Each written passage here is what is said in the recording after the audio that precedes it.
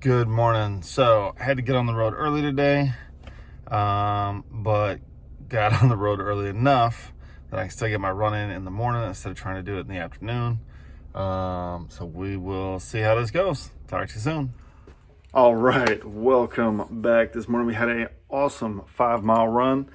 I'm not gonna lie, it was a bit of a struggle near the end, but we pulled it through. So fired up today about today's reading, The Science of Success.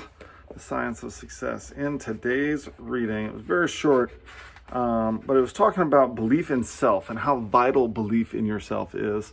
And he even shared that Mr. Barnes, that we talked about in yesterday's portion of the reading, used a daily creed, if you will, and some people call these affirmations, where they're I am statements, and they read them on a regular basis, or they say them on a regular basis, so that it will embed in their subconscious, right? And then they'll start to take actions.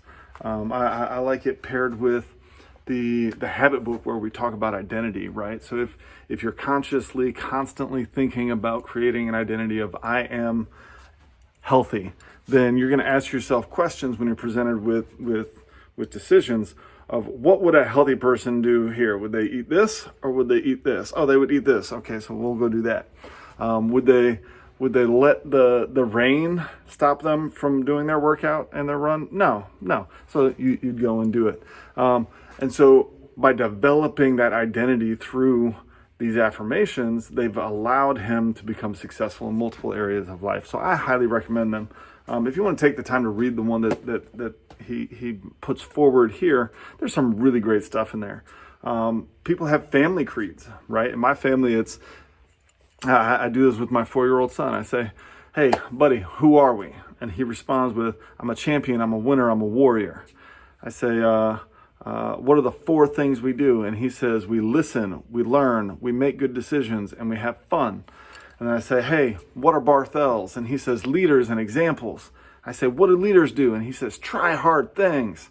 And he says, and then I say, what do men do? Because I'm trying to raise him up with character. And he says, we work before we play, right? So we get things done that we need to get done before we go do the fun things in life. And sometimes we can combine the two, right? And we enjoy our time even when we're working. We like to have fun, but we need to get things accomplished before we do counterproductive or non-productive things. Next up is how to have confidence and power in dealing with people. In this chapter today, he talks about how important your ability to express yourself and communicate is. And he talks about how the one trait that every successful person, that they're so strongly correlated that you could almost guarantee that if you improve your ability to express and communicate your thoughts and your desires, just the ability to express and communicate them will increase your income. And I want to be very clear on this, that it doesn't mean using big words. It means getting your point across. It means being able to communicate in a way that people understand what you're saying. It means being able to be okay being mundane. He talks about conversations, right? And starting conversations and icebreakers, and that you got to kind of warm up. You got to develop a bit of a connection with somebody, and that's going to take a little bit of time. And for some people, it takes more time than others. You have to get good at talking about them. The best way to keep a conversation going is to ask a question about their favorite topic.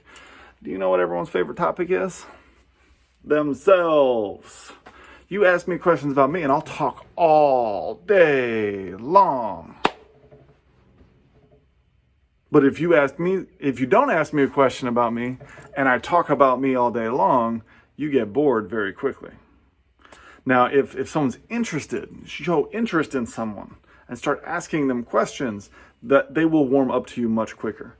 And then you'll be able to get to some of those more organic, cooler conversations, but it's going to start by asking the same questions. Where are you from? Are you from here? Do you have family? What do you like to do? What profession are you in? Oh, really? Why'd you go into that field? Oh, wow, that's really cool. I got a good buddy who does that. Did you do it for this reason? What led you down that path? That looks cool. Why did you go about it that way? Having questions where you're actually interested in the person and what they're doing. They're gonna be willing to talk to you, right? In the book, he calls it a U-turn. A U-turn is going to give you a green light in a conversation, meaning you turn the conversation to them. You talk about them. But if you talk about I and me the whole time, unless you're at a convention where there's a speaker who everyone comes knowing they're going to listen to this person speak the whole time about themselves, people are going to shut off. They're going to give you a red light. There's not going to be a connection. Through that, you want to learn to build bridges. Build bridges meaning find connections between you and other people. I've got a few friends who are masterful at this, and what it does is it helps you build rapport with someone quickly. If you figure out that you're from the same hometown, or have a similar interest, or both are twins, little weird things. It's crazy how much you can connect with someone. And even little things become massive connections based on context, right? So when you're deployed in the military to Afghanistan, running across someone who's from the same state you're from, like alone, is enough for you to become best friends. Running across someone who had a similar upbringing from a similar neighborhood, even if it's not the same, but similar, is enough oftentimes to build a massive connection. And then lastly, I like how he wraps up in talking about kidding and sarcasm. And this is something that I think most of us don't really understand, because most surveys and studies have been shown that people do not like it when people kid with them. People don't like sarcasm. However, those same individuals don't like their friends to know that they don't like being kidded and joked on. And it's because they don't want to be seen as weak or seen as not part of fair play. And so we want to be very careful about sarcasm and kidding, because even within an intimate relationship, like one with your spouse, joking with your wife, you may think it's a fun way of showing affection, but it could be damaging their self-image. It could be, especially if it's repeated or constant or over the same topic repetitively. They can start to own that and start to have some negative effect on their self-image, which will then could potentially turn to resentment towards you because you're the one who's saying it all the time. Even if for you it's kind of a joke or a running gag, for them it could be very detrimental. So we want to avoid sarcasm as much as possible and avoid joking and kidding with people, except very, very rarely, and only in very, very, very close relationships. Even my best friend, I do everything I can not to joke and kid with him about him. Now, about things around us, so we have fun, don't get me wrong, but I'm not gonna pick out a flaw that I see and joke and kid and nag him about it, because that's not really that uplifting. That's not that encouraging. That's not something that a friend would do in my estimation. So with that, this has been the Accountability Project. Condense the pain of personal growth, and we will talk to you soon. Stay accountable. Bloop.